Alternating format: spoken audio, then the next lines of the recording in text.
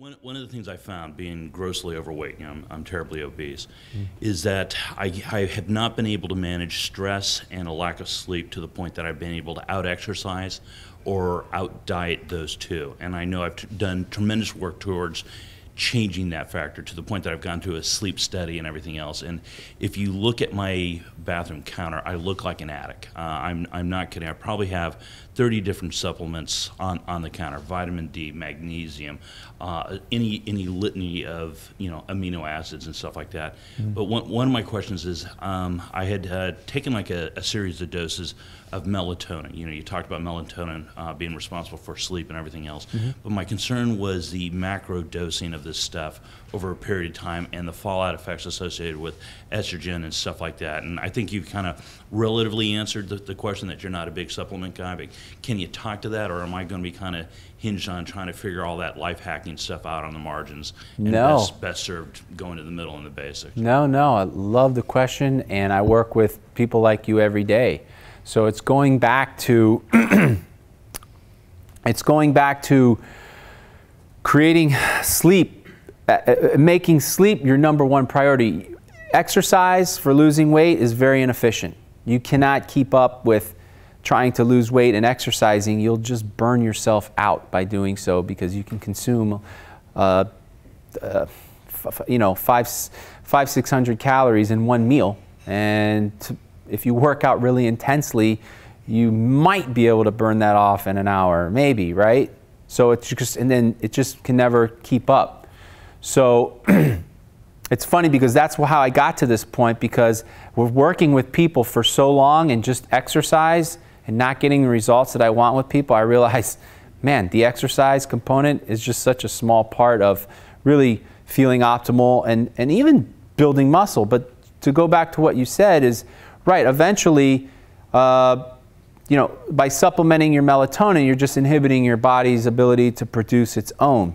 So it's really getting into, and I work with a lot of people on weight loss, and it's really dialing in the whole sleep component and making it a priority. And let me tell you, guys, sleep can be really difficult for a lot of people. Do you remember walking into the gym for the first time after like months or years, or for first time forever? It's really difficult, right? Jogging that first mile or lifting that first weight. Preparing for sleep and cutting off everything is super, super hard, but you can do it.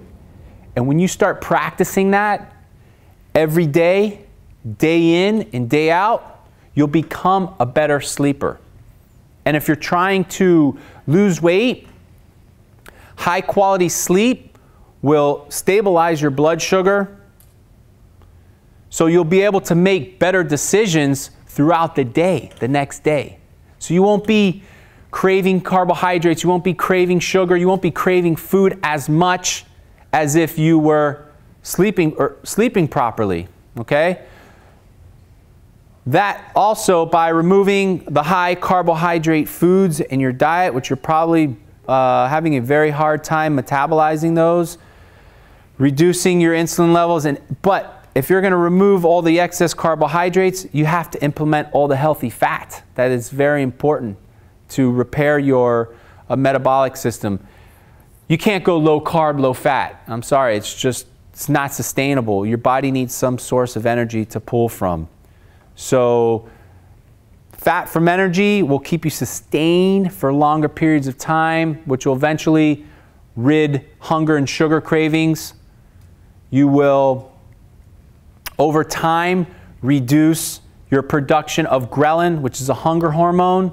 It's that signal every time we get that growl in our stomach that tells us to go and eat, okay?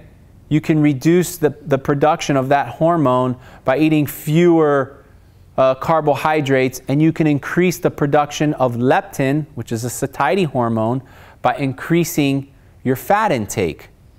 So by getting that under control and reducing and improving your quality of sleep, it puts you on such a good track to be successful, minus all the supplements. This is all, that you just have to create new habits.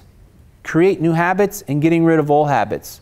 It's not easy, but you know, once you get into it, okay, sun's going down, time to get into sleep mode. I need to start preparing my nest. I need to start preparing my bed. Have maybe some type of a nighttime ritual.